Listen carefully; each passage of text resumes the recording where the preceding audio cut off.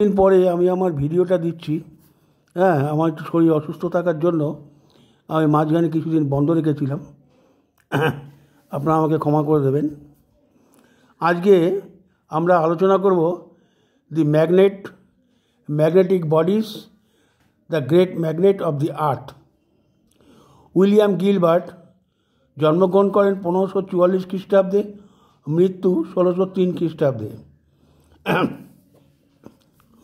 উপরের শিরোনামের কাজটিতে গিলবার্ট ম্যাগনেটের উপর বিভিন্ন পরীক্ষা নিরীক্ষার মাধ্যমে এবং একই সাথে প্রাপ্ত তথ্যাদির মাধ্যমে যে সিদ্ধান্তে পৌঁছেছিলেন তা দি ম্যাগনেটো নামক গ্রন্থে সংকলিত করেন।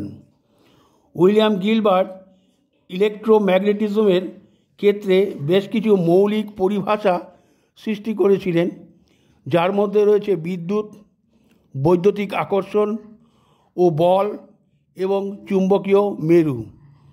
গিলবার্ট 24শে মে 1544 সালে ইংল্যান্ডের এসেক্সের কোলচেস্টারে জন্মগ্রহণ করেন।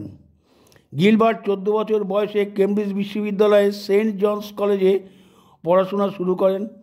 সেখানে স্নাতক ও স্নাতকোত্তর এবং ডক্টরেট ডিগ্রি লাভ করেন এবং 1559 সালে তিনি তার পড়াশোনা শেষ করেন। এরপর তিনি আলমা মেটার কলেজের একজন ফেলো নির্বাচিত হন এবং লন্ডনের একজন চিকিৎসক হিসাবে অনুশীলন শুরু করেন। তিনি যখন চিকিৎসাবিদ্যা অনুশীলন করছেন সে সময় হঠাৎ খেয়ালের বশে বিদ্যুৎ এবং চুম্বকের প্রতি তিনি আগ্রহী হয়ে ওঠেন। তারপর থেকে বিদ্যুৎ এবং চুম্বকের উপর ব্যাপক গবেষণা শুরু করেন। লোডস্টোন, যা একটি প্রাকৃতিক চুম্বক যা আয়রন এবং অ্যাম্বারের প্রভাব, এখন থেকে বলা হয় যাকে ট্রাইবোলেট্রিক প্রভাব, যা ঘর্ষণের মাধ্যমে স্ট্যাটিক চার্জ গঠন করে এবং পুরনো সময়ে বহুল প্রচলিত ছিল। এতদিন পর্যন্ত লোডস্টোন এবং অ্যাম্বারের কার্য সম্পর্কে মানুষেরা পরিচিত ছিল, কিন্তু কেন এবং কী জন্য এরকমটা হয় সে সম্পর্কে কোনো বৈজ্ঞানিক ব্যাখ্যা তাদের কাছে ছিল না। তখনকার সময়ে প্রচলিত ধারণা ছিল যে লোডস্টোন এবং অ্যাম্বারের একই রকমের কার্য করে, কিন্তু গিলবার্টের গবেষণামূলক তত্ত্ব এটা বলছিল যে লোডস্টোনের দ্বারা প্রাপ্ত চুম্বকীয় প্রভাব অ্যাম্বারের চৌম্বক প্রভাব থেকে আলাদা। এর দ্বারা তার চুম্বকীয় তত্ত্ব প্রচলিত বিশ্বাসকে অস্বীকার করে। এমনকি তৎকালীন সময়ে এটাও প্রচলিত ধারণা ছিল যে রসুন চুম্বকীয় কম্পাসকে বিরূপভাবে প্রভাবিত করে। গিলবার্টের সবথেকে তাৎপর্যপূর্ণ তত্ত্ব এটাও প্রমাণ করল যে পৃথিবী নিজেই একটি বিশাল চুম্বক। গিলবার্ট তার গবেষণার জন্য একটি ভার্সেনিয়াম যন্ত্র তৈরি করেন। এটি একটি ধাতব সুই এবং একটি গোলাকার লোডস্টোন, যাকে টেরেলা বলা হয়, নির্মিত একটি যন্ত্র।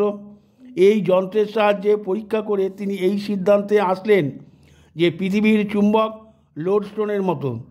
তার তত্ত্ব অনুযায়ী টেরেলাকে চারপাশে ঘোরানোর সাথে সাথে ভার্সোনিয়ামের ডিপ যেভাবে পরিবর্তিত হয় তা পৃথিবী পৃষ্ঠের বিভিন্ন পয়েন্ট কম্পাস সূঁচ দ্বারা প্রদর্শিত বিভিন্ন প্রবণতার সাথে সাদৃশ্যপূর্ণ। গিলবার্ট তার গবেষণার পুরো বিবরণ 1600 শতকে ডি ম্যাগনেটো নামক গ্রন্থে প্রকাশ করেন। এই গ্রন্থটিতে তিনি প্রথম তাত্ত্বিকভাবে প্রকাশ করলেন যে পৃথিবী।